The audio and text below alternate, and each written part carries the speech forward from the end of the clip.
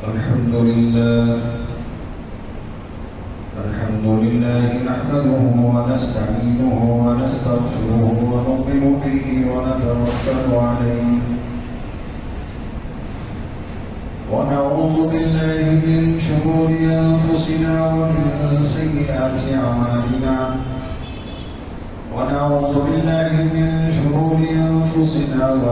سيئات أعمالنا من يهده الله فلا مضل له ومن يضلله فلا هادي له ونشهد أن لا إله إلا الله وحده لا شريك له ونشهد أن سيدنا وسندنا ومولانا محمدا عبده ورسوله صلى الله تعالى عليه وعلى آله وبارك وسلم تسليما كثيرا أما بعد فقد قال الله تبارك وتعالى في القرآن المجيد أعوذ بالله من الشيطان الرجيم بسم الله الرحمن الرحيم يا أيها الذين آمنوا استعينوا بالصبر والصلاة إن الله مع الصابرين ولا تقولوا لمن يقتل في سبيل الله أموات بل أحياء ولكن لا تشكرون صدق الله مولانا العظيم وصدق رسوله النبي الكريم ونحن على ذلك لمن الشاهدين والشاكرين والحمد لله رب العالمين. بزرگان محترم حاضرین کرام،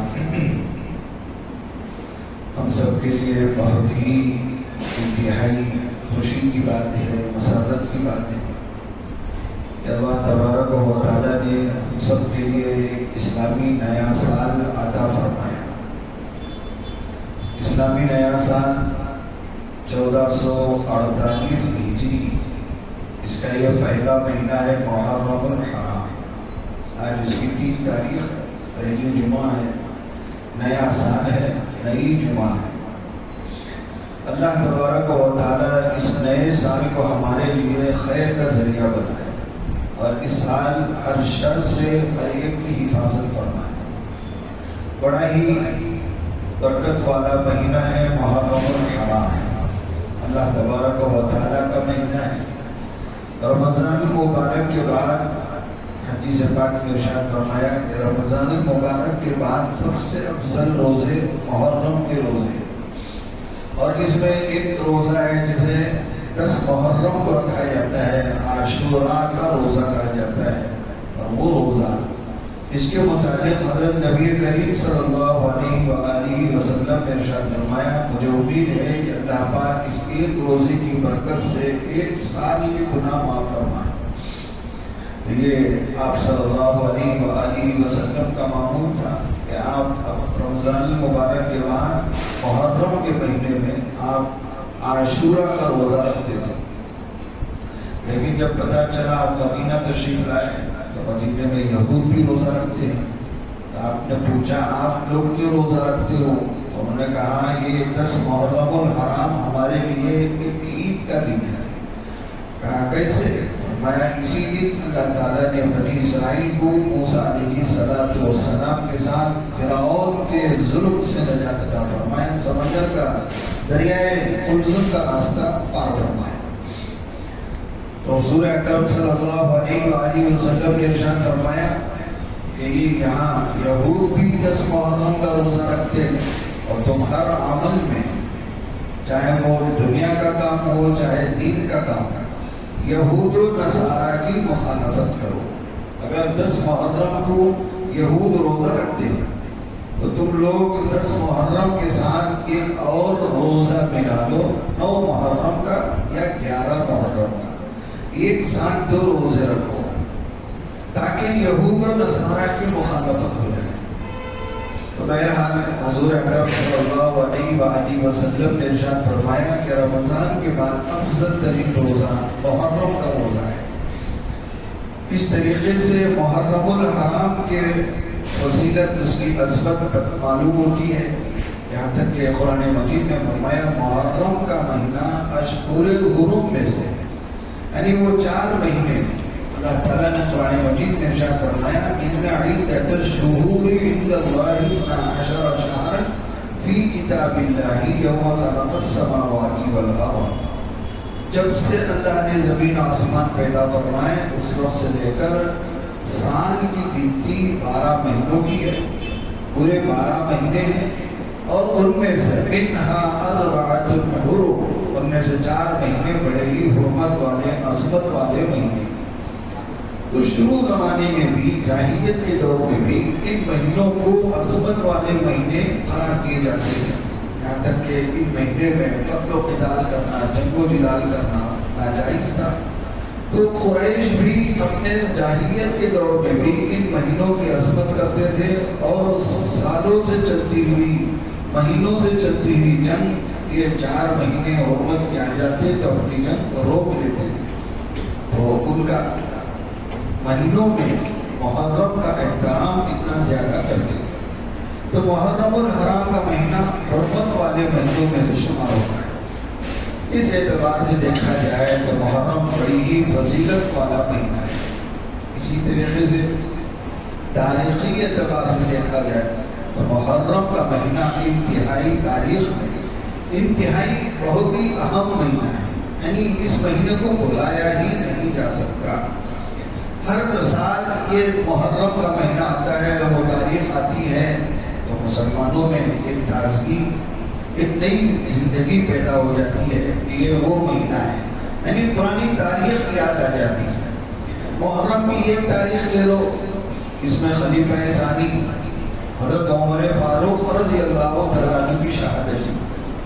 10 محرم کو لے لو، نواسۂ رسول دیگر گوشۂ فاطمہ حضرت امام حسین رضی اللہ تعالیٰ عنہ کی شہادت یاد دلاتی ہے۔ تو تاریخی اعتبار سے یہ مہینہ بہت ہی اہمیت کا حامل ہے۔ آدمی ہو سکتا ہے کچھ مہینے بھول جائے، لیکن محرم کا مہینہ نہیں بھول سکتا، اس لیے کہ اس کے اندر وہ تاریخی واقعات جو ہے پائے جاتے ہیں۔ تو اس اعتبار سے محرم کا مہینہ، اور جہاں تک عظمت اور حرمت کی بات ہے تو ہر مسلمان اس کی عظمت کرتا ہے، احترام کرتا ہے، لیکن یہ خاص قسم کا طبقہ ہے۔ بعض لوگ ایسے بھی ہیں جو محرم کے مہینے کو منحوس سمجھتے ہیں، محرم کے مہینے میں شادیاں نہیں کرتے، محرم کے مہینے میں خوشی کی کوئی بات نہیں کرتے، کوئی کام خوشی والا نہیں کرتے، اور یہ سمجھتے ہیں کہ محرم کے مہینے میں اگر شادی ہو تو وہ شادی منحوس ہوتی ہے، اس میں لڑائی جھگڑے ہوتے ہیں، محرم کا مہینہ منحوس سمجھا جاتا ہے۔ تو یہ طبقہ ایسا بھی ہے جو محرم کی توہین کرتا ہے، جبکہ مسلمانوں کے نزدیک انتہائی عظمت والا مہینہ ہے۔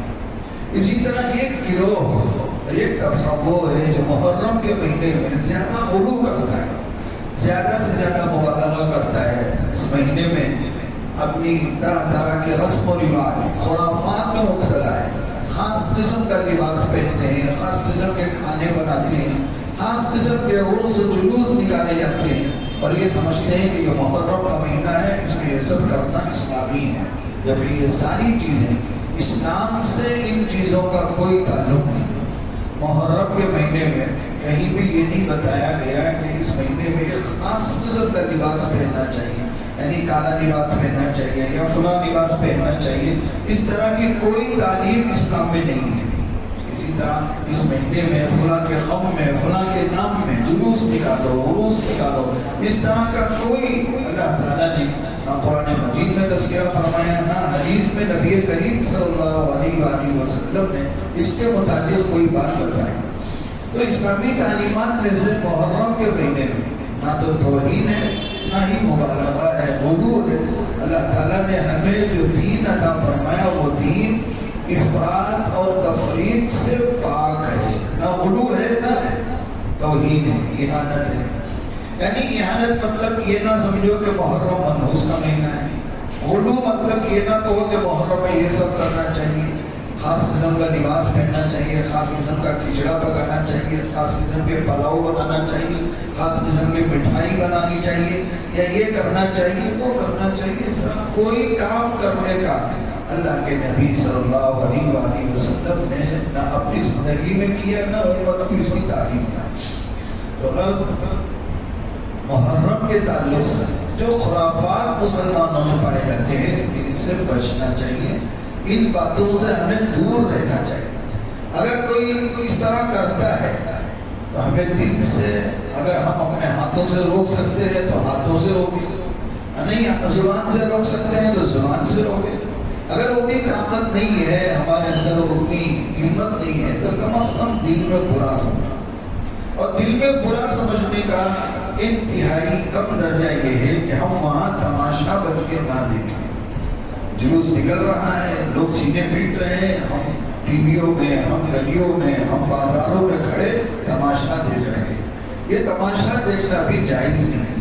کوئی خرافات ہو رہا ہے، کوئی بدعت ہو رہا ہے، کوئی ایسا کام ہو رہا ہے جو دین میں نہیں ہے، اللہ رسول کو پسند نہیں ہے، وہ کام کرنا بھی جائز نہیں ہے، وہ کام کرنے کی اجازت دینا بھی جائز نہیں ہے، اور اس کام کے ہوتے ہوئے تماشا دیکھنا بھی جائز نہیں ہے.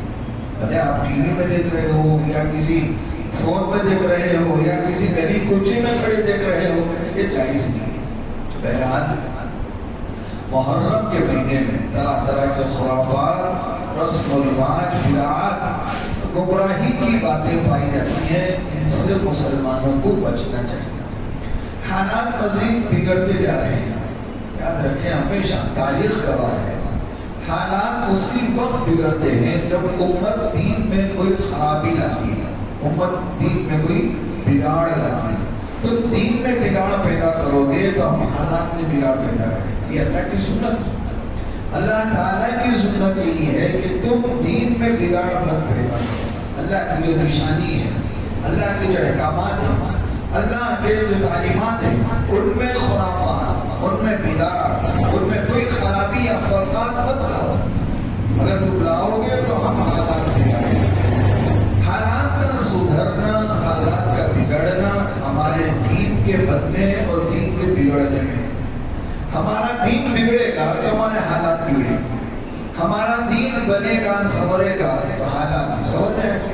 یہ اللہ تعالیٰ کی سنت ہے، اور یہ سنت قیامت تک چلے گی. قیامت تک کبھی بھی کسی بھی زمانے میں، چاہے وہ کسی بھی نبی کی امت ہو، دین میں بگاڑ کیا، دین میں فساد کیا، یا اللہ کے حکم کو توڑا، اللہ کے تعلیمات کو توڑا، تو اللہ تعالیٰ نے ان کے بنے بنے حالات بگاڑ دیے. اچھے سے اچھے حالات اللہ تعالیٰ نے قوم سبا کا واقعہ قرآن مجید میں بیان فرمایا. لقد كان لسبأ في مسكنهم آية. اللہ تعالیٰ نے قرآن مجید میں فرمایا قوم سبا کی زندگی میں، اس قوم کے جو حالات ہیں ان میں بہت بڑی عبرت کی نشانی ہے، ہم سب کے لیے عبرت ہے. اللہ تعالیٰ نے قرآن مجید میں فرمایا کہ ہم نے قوم سبا کو نعمتوں سے نوازا، نعمتوں کی بارش برسائی. ہم نے ان کی بستیوں کو باغات سے بھر دیا. انگور کے باغات ہیں، سیب کے باغات ہیں، کھجور کے باغات ہیں، کیا کیا پھل پھول ان کے گاؤں میں ہم نے لگا دی. اور وہ لوگ سیر و تفریح کے لیے نکلتے تو راستے کی مسافت کے اعتبار سے جب کہیں رکنا ہوتا تو ان کو وہاں ایک باغ ملتا، وہاں ایک چشمہ ملتا، وہاں پانی کا تالاب ملتا. نہ ان کو کھانے میں تکلیف ہوتی، نہ پینے میں تکلیف ہوتی. دونوں طرف ادھر بھی باغ ہے، ادھر بھی باغ ہے، درمیان میں راستہ ہے. لوگ ہر طرح سے نیچر کو دیکھ کر جو ہے لطف اندوز ہوتے تھے. بڑا خوبصورت راستہ ہے، ادھر بھی باغات ہے، ہریالی ہے، ادھر بھی باغات ہے، ہریالی ہے، اور ہاتھوں کے سامنے پھل پھول لگے ہوئے، یوں توڑو کھاؤ. کوئی محنت کرنے کی، مشقت کرنے کی ضرورت نہیں تھی. بڑی آسانی سے، فراوانی سے قوم سبا کو اللہ نے وہ نعمتیں عطا فرمائی.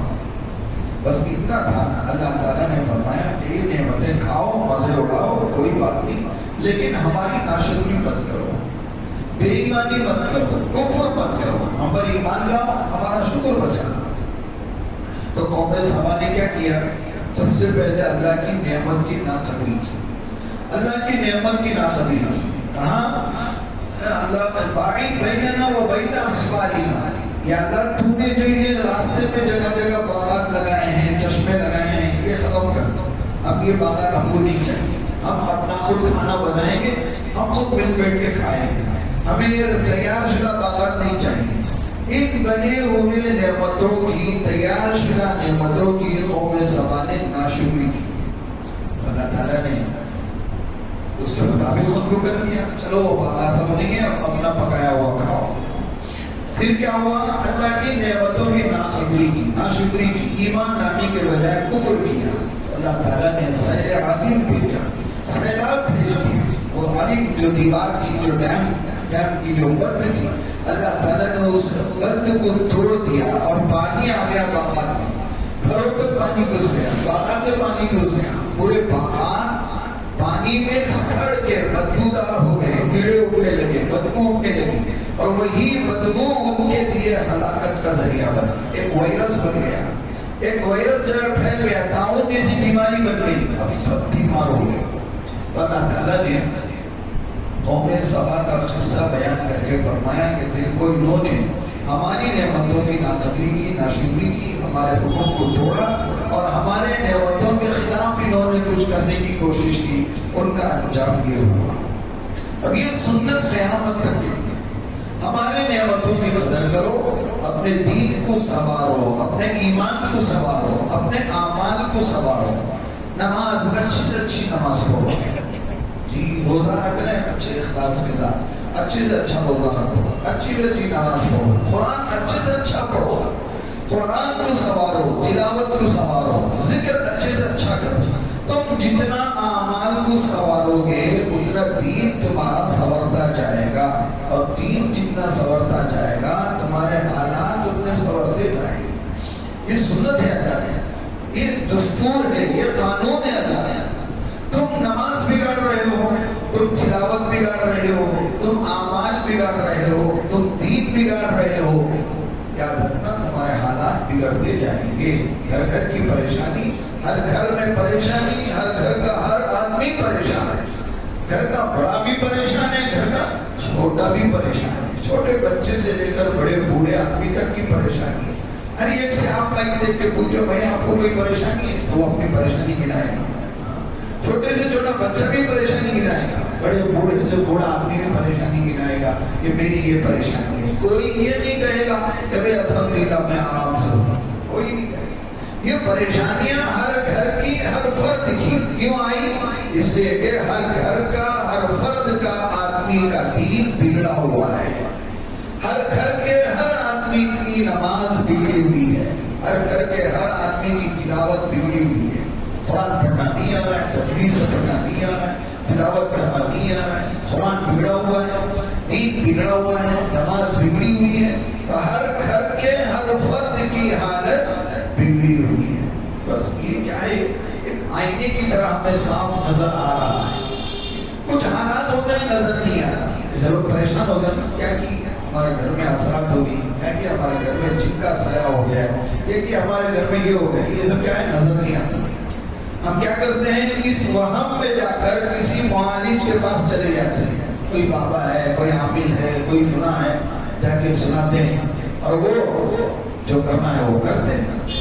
لیکن میں جو بتا رہا ہوں یہ نظر نہیں آنے کی چیز نہیں، نظر آنے کی چیز ہے، دکھائی دینے کی چیز ہے۔ صاف دکھائی دے رہا ہے میری نماز صحیح نہیں ہے، صاف دکھائی دے رہا ہے میری تلاوت صحیح نہیں ہے، صاف دکھائی دے رہا ہے کہ میرا کوئی عمل ڈھنگ کا نہیں ہے۔ بھائی جن اعمال پر اللہ نے سدھارنے کا وعدہ کیا ہے وہ اعمال بگڑے ہوئے ہیں، تو حالات کیسے بنے؟ یہ تو کھلی کھلی ہوئی بات ہے، ڈھکی چھپی بات نہیں ہے، یہ تو صاف صاف بات ہے کہ جن اعمال پر اللہ نے حالات سدھارنے کا وعدہ کیا وہ اعمال ہمارے بگڑے ہوئے ہیں، ایمان بگڑا ہوا ہے، نماز بگڑی ہوئی ہے، ہر کام بگڑا ہوا ہے، تو حالات کیسے بنے گے؟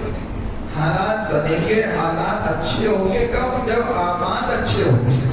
اس لیے اللہ کا وعدہ یہی ہے کہ تم اپنے اعمال سدھارو، اپنے اعمال۔ سوچ ہم پریشان ہیں کہ ہمارا اپنا کوئی چاہنے والا نہیں ہے، نہ اولاد چاہتی ہے، نہ بیوی چاہتی ہے، نہ ماں باپ چاہتے ہیں، نہ کوئی بھائی ہمارا ہے جو ہمدرد ہو۔ اللہ تعالیٰ نے فرمایا یہ جو آپ آپسی محبت اور الفت اور چاہت کی بات ہے، یہ بھی تمہارے اعمال سے جڑے ہوئے ہیں، تمہارے اعمال سے۔ اللہ تعالیٰ نے قرآن مجید میں ارشاد فرمایا ان الذین آمنوا وعملوا الصالحات سیجعل لهم الرحمن ودا، بے شک جو لوگ ایمان لے آئے اور اچھے اعمال کیے تو رحمان ان کے لیے ود پیدا کرے گا۔ ود کسے کہتے ہیں؟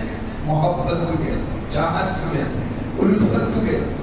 تم اپنی نماز سنوارو، اپنی تلاوت سدھارو اور اپنے اعمال کو بناؤ، پھر دیکھو اللہ پاک محبت ڈالیں گے دلوں میں، بیوی کے دل میں، بچوں کے دل میں، ماں باپ کے دل میں، بھائی کے دل میں، دوست کے دل میں، ہر ایک کے دل میں اللہ تمہاری عظمت، تمہاری محبت ڈالیں گے، پھر محبت کا ماحول قائم ہوگا۔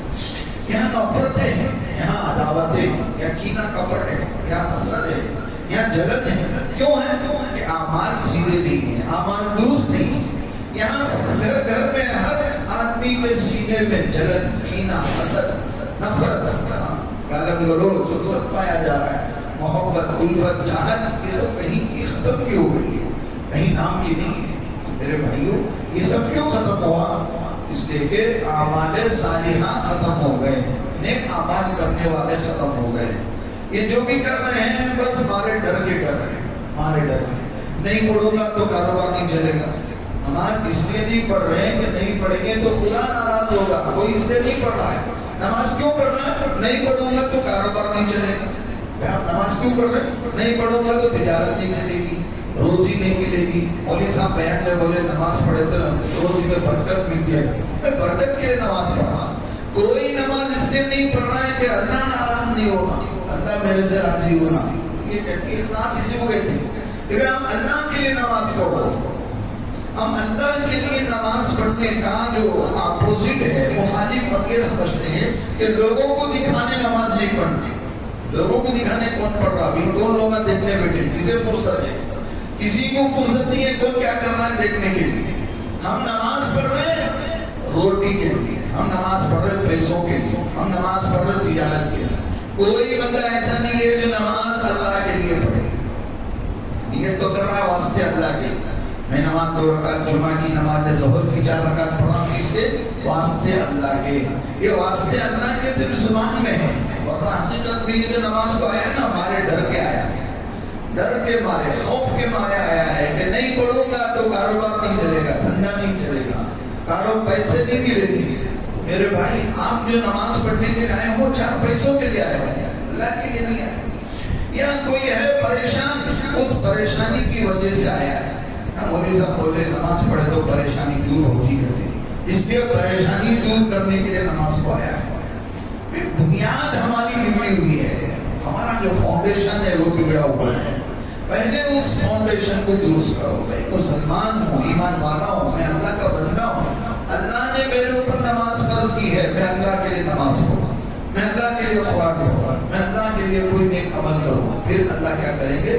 سیجعل لهم الرحمن ودا، کہ رحمان ان کے لیے کیا پیدا کریں گے؟ محبت پیدا کریں گے۔ ہر ایک کے دل میں محبت آئے گی، ہر ایک کے دل میں چاہت آئے گی، ہر ایک کے دل میں یہ الفتیں پیدا ہوگی، یہ نفرت، یہ کینہ، کپٹ، حسد سب ختم ہو جائے گا، سب ختم ہو جائے گا۔ یہ اللہ کا وعدہ ہے۔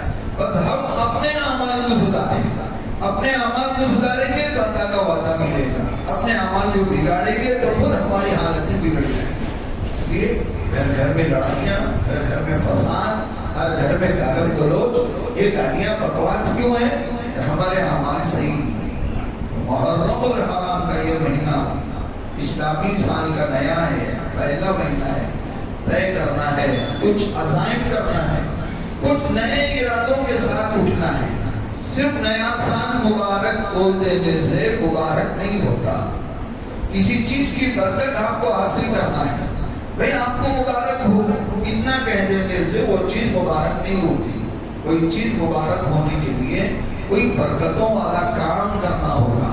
ہم کام کرنے کے لیے تیار نہیں ہیں، ہم صرف زبان سے بول لیتے ہیں کہ آپ کو محرم مبارک ہو، آپ کو نیا سال مبارک ہو، آپ کو جمعہ مبارک ہو، لیکن کرنے کے کام کیا ہے؟ اس سے کوئی کسی کو لینا دینا نہیں۔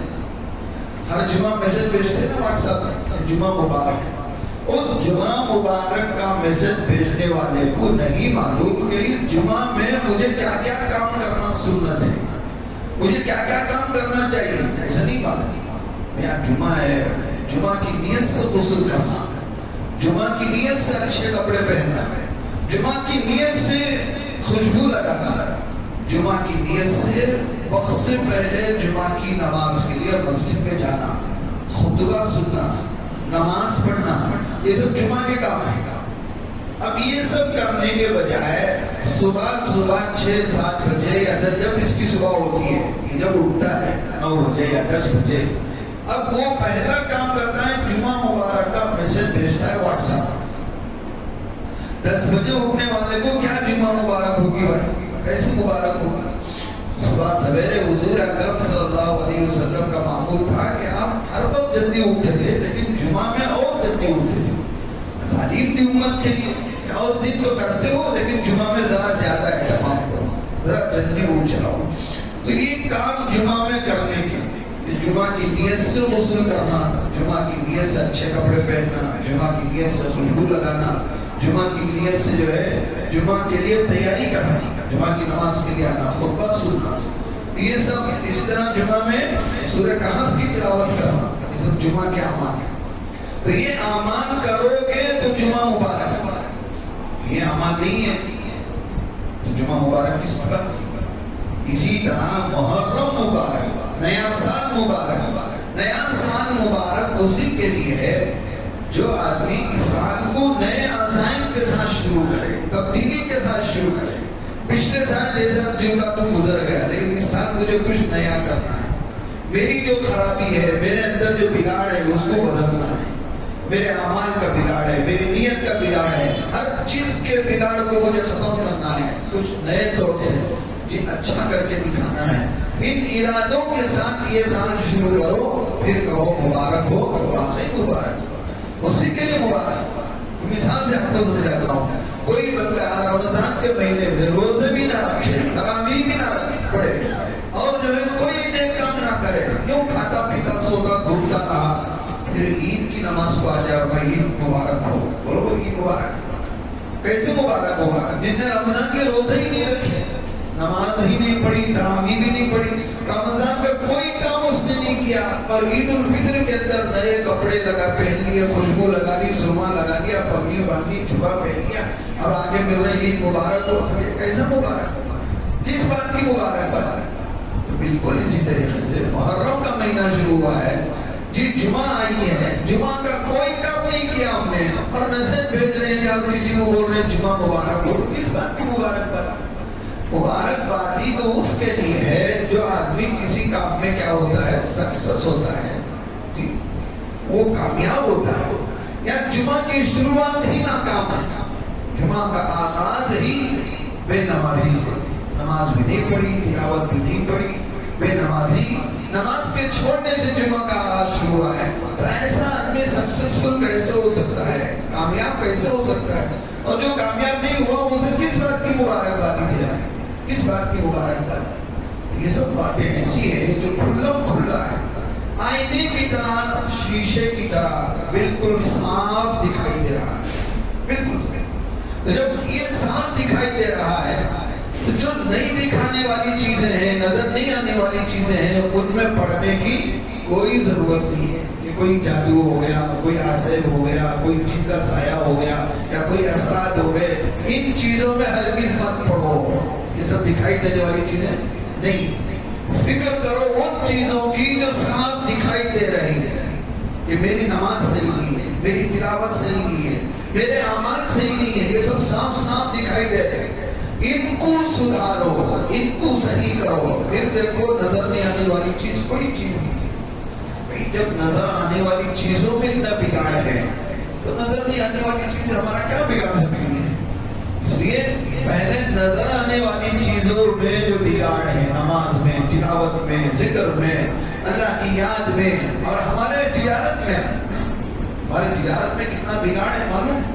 کسی کو اس کی پرواہ نہیں ہے، صبح شام چل رہا ہے، دھندا کاروبار چل رہا ہے۔ کتنے بندے ایسے ہیں جن کی تجارت کی بنیاد ہی سود پر ہے، حرام پر ہے، ناجائز مال پر ہے. جو کام جو تجارت ناجائز مال پر شروع ہو وہاں برکت کہاں ہوگی؟ وہ مبارک کس بات کی؟ مال آدمی تجارت آدمی چاہے چھوٹے سے شروع کرے، حلال پیسوں سے شروع کرے، وہ اپنا پیسہ ہو، حلال پیسہ ہو، پھر دیکھو اللہ پاک اس کے کاروبار میں ترقی دیں گے. دیکھو تجارت میں ہمیشہ یاد رکھنا کہ کبھی بھی ہم کوئی بھی کاروبار شروع کریں ہم حلال پیسوں سے شروع کریں اور اپنے پیسوں سے شروع کریں. دو باتیں ہو گئی، ایک پیسہ حلال ہونا چاہیے، حرام نہیں ہونا چاہیے.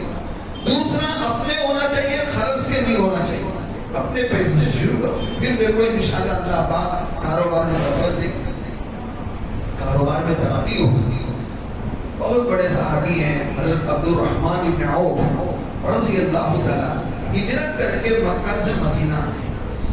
حضور اکرم صلی اللہ علیہ وآلہ وسلم نے ایک انصاری صحابی سے آپ کو بھائی چارگی کرائی. مواخات کا دور چل رہا تھا مدینے میں.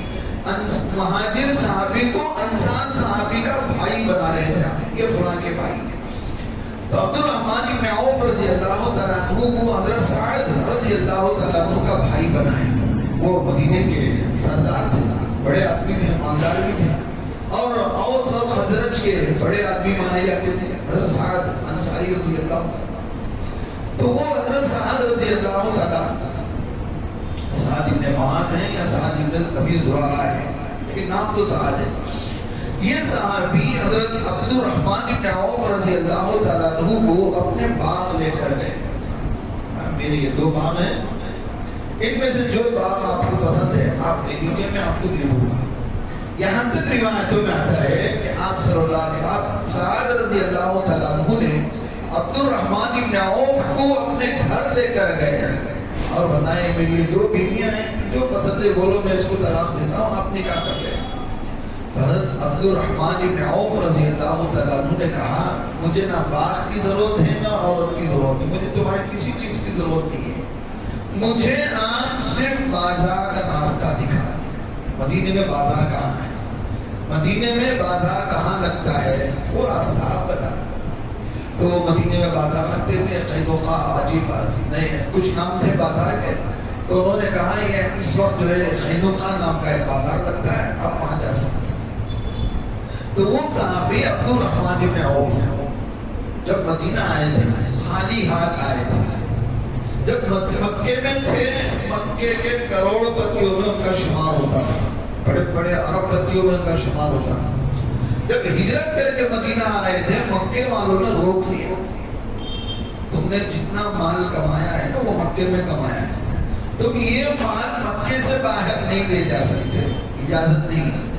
تو عبد الرحمن ابن عوف رضی اللہ تعالیٰ عنہ نے مکے میں کمایا ہوا پورا مال مکے میں چھوڑ کر خالی ہاتھ اپنے پہنے ہوئے کپڑوں سے مدینہ آئے. کچھ بھی نہیں ہے اپنے پاس، کچھ بھی نہیں. کچھ تھوڑے پیسے جو بھی جیب خرچ کے لیے تھے وہ لے کر آ گئے. پھر مدینہ آئے تو سعد ابن معاذ رضی اللہ تعالیٰ عنہ نے آفر کیا کہ میرا باغ ہے لے لو، میری یہ دو دکانیں ہیں ایک دکان لے لو. تو عبد الرحمن ابن عوف رضی اللہ تعالیٰ عنہ نے سب منع کر دیا، کہا مجھے ان چیزوں کی کوئی ضرورت نہیں ہے، مجھے کاروبار کرنا آتا ہے، میں محتاج آدمی نہیں ہوں، میں معذور آدمی نہیں ہوں. میرے اندر اللہ نے صلاحیت دی ہے، مجھے بزنس کرنا آتا ہے، مجھے کاروبار کرنا آتا ہے، مجھے تجارت کرنا آتا ہے، آپ بازار کا راستہ دکھا دو اتنا کافی. تو وہ بازار کا راستہ بتا دیا. عبد الرحمن ابن عوف بازار گئے، جیب خرچ کے جو پیسے تھے انہی پیسوں سے کوئی چیز مکھن یا کوئی چیز خریدی اور اس کو بیچا، کچھ منافع آیا. پھر اور کوئی چیز خریدی اس کو بیچا اور منافع آیا، اور کوئی چیز خریدی اس کو بیچا اور منافع آیا. چند دن گزرے یا چند مہینے گزرے، عبد الرحمن ابن عوف رضی اللہ تعالیٰ مدینے کی گلی میں گزر رہے ہیں. رسول اللہ صلی اللہ علیہ وسلم سے ملاقات ہوئی، دیکھا عبد الرحمن ابن عوف کا جوڑا بہت بھاری ہے، جو کپڑا پہنے ہوئے بہت بھاری ہے اور اس میں خوشبو کا رنگ لگا ہوا ہے، دھبا لگا ہوا ہے. پوچھا عبد الرحمن خیریت ہے؟ یہ خوشبو کیا چیز ہے، کس چیز کی ہے؟ تو رسول اللہ صلی اللہ علیہ وسلم کے پوچھنے پر عبد الرحمن ابن عوف نے کہا رضی اللہ عنہ یا رسول اللہ صلی اللہ علیہ وسلم کل میرا نکاح ہوا ہے، کل میرا نکاح ہوا ہے، وہ میرے نکاح کا یہ جوڑا ہے اور اسی میں نے یہ خوشبو لگائی ہوئی ہے جس کا آپ داغ دیکھ رہے ہیں۔ تو رسول اللہ صلی اللہ علیہ وسلم نے مبارکبادی دی، آپ کاروبار میں سکسیس ہوئے، آپ نے نکاح بھی کر لیا اور ہمیں خبر بھی نہیں، اور اتنی ترقی ہو گئی، واقعی آپ کو مبارک ہو۔ اب رسول اللہ صلی اللہ علیہ وسلم جو مبارکبادی دے رہے ہیں وہ ہماری طرح جمعہ مبارک نہیں، ہماری طرح عید مبارک نہیں، ہماری طرح محرم مبارک نہیں، ہماری طرح نیا سال مبارک نہیں، وہ واقعی مبارکبادی ہے کہ کبھی بھی انہوں نے عبد الرحمن ابن عوف کسی سے قرض نہیں لیا، کسی سے سود نہیں لیا، کسی کو دھوکہ نہیں دیا، کسی کا مال نہیں ہڑپا، کسی سے ناجائز مال نہیں لیا، حلال طریقے سے حلال پیسے جیب خرچ کے کاروبار میں ڈالے۔ اللہ نے اتنی برکت دی، چند مہینوں میں آپ اتنے مالدار ہو گئے کہ آپ کی شادی بھی ہو گئی مدینے میں، شادی بھی ہو گئی۔ بولو بھائی ایسا فری آفر ملیا تو چھوڑ دی ہمیں، بھئی ایک باغ لے لے، ایک بیوی لے لے، ہمیں رہتے کیا بولتے ہیں 2 بھی دے باغ، ایک کہیں 2 بھی دے دو، تو بڑا آدمی خاندانی مالدار ہے، تو 2 بھی دے دو، میں غریب آدمی میرے پاس کیا بھی نہیں ہے، وہ تو 2 بھی لے لیتے۔ عبد الرحمن بن عوف رضی اللہ تعالیٰ عنہ نے کیا کہا؟ مجھے محنت کرنا آتا ہے، مجھے مانگنا نہیں آتا، مجھے محنت کرنا آتا ہے، مجھے کمانا آتا ہے، مجھے تجارت کرنا آتا ہے، میں کسی کے احسان تلے دبنا نہیں چاہتا۔ آگے بڑھے، فرمایا جب آپ کا انتقال کا وقت آیا، آپ مدینے میں عبد الرحمن بن عوف، مکے میں تو پہلے سے مالدار تھی، پھر مدینے میں آئے، محنت کی، کمائی، اللہ نے اتنی دولت دی کہ ہتھوڑیوں سے سونے کے جو بڑے بڑے ڈلے ہوتے تھے توڑ کر لوگوں کو بانٹے گئے۔ اتنا مال اللہ نے عبد الرحمن بن عوف کو دیا، اور یہ سب جو بچا ہوا تھا نا، سب اللہ کے راستے میں لگانے کے بعد سب اللہ کے راستے میں لگا دیا انہوں نے، پھر بھی جو بچا تھا وہ اتنا تھا۔ جب اللہ نے اتنا مان دیا، اتنی برکت دی، تو واقعی عبد الرحمن بن عوف آپ کو مبارک ہوا، آپ کا نکاح مبارک ہو، آپ کی کامیابی مبارک ہو، آپ کی تجارت مبارک ہو، ایسی زندگی گزارو، پھر مبارکبادی دو، کوئی خرابی نہیں۔ تو پہلے اپنے اعمال سنوارو، حلال کام کرو، حرام کام سے بچو، سود خوری سے، دھوکہ دہی سے، جھوٹ گوئی سے بچو۔ آدمی جھوٹ بول رہا ہوتا ہے، اسے معلوم بھی ہوتا ہے کہ میں جھوٹ بول رہا ہوں، لیکن وہ جھوٹ بھی آدمی پکے یقین سے بول رہا ہوتا ہے۔ دیکھو بھائی میں سچ بول رہا ہوں سو جھوٹ نہیں بول رہا سو جھوٹ، پھر بھی یقین کیا؟ میں سچ بول رہا ہوں سو جھوٹ، ہر کام میں جھوٹ، پھر بہانہ کیا؟ نا حضرت دھندے میں جھوٹ نہیں بولے تو کیا بھی نہیں ہوتا نا حضرت، جھوٹ بولنا نہیں ہے، کون بولے جھوٹ بولنا؟ ارے دھندے میں جھوٹ کے بغیر کوئی کام نہیں چلنا ہوتا، تو اللہ جھوٹ کو حرام کیوں کرتا؟ جھوٹ کو اللہ نے حرام کیا اسی لیے کہ دھندے میں کیا نہیں ہونا چاہیے؟ جھوٹ نہیں ہونا چاہیے، جھوٹ سے پاک ہونا چاہیے۔ لیکن آج کا مسلمان بول رہا ہے کہ نہیں جھوٹ نہیں بولے تو دھندا نہیں چلتا۔ اصل میں بات یہ ہے دھندا نہیں چلتا نہیں، آپ کو دھندا کرنا نہیں آتا ہے، اسی لیے آپ جھوٹ بول رہے ہیں۔ اگر آپ کو دھندا کرنا آتا ہے تو آپ کو جھوٹ بولنے کی ضرورت نہیں ہے۔ ہم نے ایک وہ لطیفہ سنا کہ ایک آدمی کی کنگھی کی کمپنی تھی، کنگھی بنانے کی۔ اس نے اپنے 3 بیٹوں کو بلایا اور بتایا میں اس کمپنی کو اس بیٹے کے نام کروں گا جو بیٹا اس کنگھی کو اس بستی میں بیچ کر آئے جہاں بدھسٹ لوگ رہتے ہیں، جن کے سر میں کوئی بال نہیں ہے، بدھسٹ لوگ، وہاں بیچ کر آنا۔ تو تینوں بیٹوں نے کنگھی لے لی، رکھ لیے، بیگ میں رکھ لیے، نکلے۔ ایک بیٹا 1 مہینہ کوشش کیا، ایک کنگھی بھی نہیں بکی، وہاں تو بال ہی نہیں ہے سر میں، کنگھی لے کے کیا کریں؟ اور ایک بیٹا آگے بولا 1 مہینے کے بعد ابا 1 مہینہ لگاتار کھڑا رہا، 1 آدمی 2 آدمی کو ان کی ترس کھا کو ایسی کھڑا ہے نا بیچارہ کر کو، 1 کنگھی 2 کنگھی لے لیے، نہیں بکی، پھر پورے سارے کنگھیاں لا کے واپس کر دیے۔ تیسرا بیٹا آیا، ابا آپ نے جو 100 کنگھیاں دی تھی وہ 3 دن میں بک گئی اور مزید 100 کنگھیوں کا آرڈر ہے، اور مزید 100 کنگھیوں کا آرڈر ہے۔ बाप परेशान हैरान, एक बेटा गया पूरे कंगिया लेकर आ गया, एक बेटा गया 2-3 बेच कर आया है, बेटा 100 भी बेच कर आ गया। अब आप मुझे बताओ जरा ठंडे दिमाग से, जिस बेटे ने 100 कंगिया बेची है, क्या झूठ बोल के बेची होगी, क्या धोखा देकर बेचा होगा, या कुछ और कुछ लोगों को बेवकूफ बना के बेचा होगा? नहीं, सच्चाई, ईमानदारी, एक बेचने का, एक आदमी को उस चीज की अहमियत बताने का एक मलका होना चाहिए, महारत होनी चाहिए। आदमी मजबूर हो जाए उस चीज को लेने के लिए, मतलब जबरदस्ती नहीं करना है। जो चीज आप बेचने के लिए रखे हुए हैं उसकी ऐसी खूबी बताओ कि लेने वाला, बल्कि देखने आने वाला भी लेने पर मजबूर हो जाए। ये कमाल है तिजारत का। तो बेटे ने पूछा, ये बाप ने पूछा, आपने 100 कंगिया कैसे बेचते? तो उसने कहा, अब्बा जान, मैं कंगिया लेकर खड़ा रहा, लोग आए, देखते चले गए, कोई लेने के लिए तैयार नहीं। तो मेरे दिल में ख्याल आया, कोई ऐसी बात करो जिससे लोग लेने पर मजबूर हो जाए। तो मैंने आवाज लगाई कि भाई ये कंगी जो मैं आपको बेच रहा हूँ सिर्फ सर में कंगी करने के काम नहीं आती, खुजाने के भी काम आती है। आप पीठ में खुजा भी सकते हैं। और दूसरी आवाज लगाई, ये जो कंगी है भले आपकी जरूरत ना हो। मैंने क्या किया, उस कंगी में वहाँ के जो बड़े बड़े पुजारी हैं, बड़े बड़े खुदा देवता हैं, उनकी तस्वीरें प्रिंट कर दी। और मैंने कहा कि ये कंगी आप इन बुजुर्गों की याद में बरकत के लिए अपने घरों में रख भी सकते हैं, कोई जरूरी के सर में करें। तो इस तरह मैंने उन कंगी के फजाइल बयान किए। तो आने जाने वाला भले उसके सर की जरूरत नहीं है, लेकिन वो बरकत के लेता गया, 100 कंगियां में बिक गई और मजीद 100 नहीं 200 कंगियों का आर्डर भी। फिर इस वाक़ये से, लतीफे से यही बताना है, आपको झूठ की जो मजबूरी आई है वो इसलिए आई है कि आपको धंधा करना नहीं आता है। अगर धंधा करना आता तो झूठ बोलने की नौबत नहीं आती। ये बहाना, लंगड़ा बहाना बोलते हैं कि आपको क्या करना नहीं आता, धंधा करना नहीं आता। अगर आता तो झूठ नहीं बोलते। अरे कोई धंधे का ऐसा ट्रिक निकालो कि माल भी बिक जाए और झूठ की नौबत ही ना आए। हो सकता है कि नहीं हो सकता?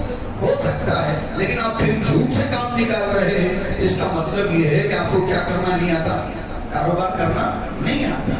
इसलिए मुसलमान सच्चा होना चाहिए, मुसलमान अमानतदार होना चाहिए, मुसलमान ईमानदार होना चाहिए। इसीलिए अल्लाह के नबी सल्लल्लाहु अलैहि वसल्लम ने फरमाया, मुसलमान कारोबार में इतना चालाक होता है कि वो झूठ भी नहीं बोलता, धोखा भी नहीं देता और बेईमानी भी नहीं करता और किसी से धोखा भी नहीं खाता। मुसलमान ना धोखा देता है ना मुसलमान धोखा खाता है। ये हदीस है। तो मालूम हुआ कि मुसलमान को अल्लाह वो महारत देते। अगर आज का मुसलमान झूठ भी बोल रहा है, धोखा भी दे रहा है और कुछ काम भी ऐसे कर रहा है जो तिजारत में इस्लामी उसूल के मुवाफिक नहीं है, तो साफ साफ ये बात है कि उस मुसलमान को इस्लामी तरीके से कारोबार करना नहीं आता है।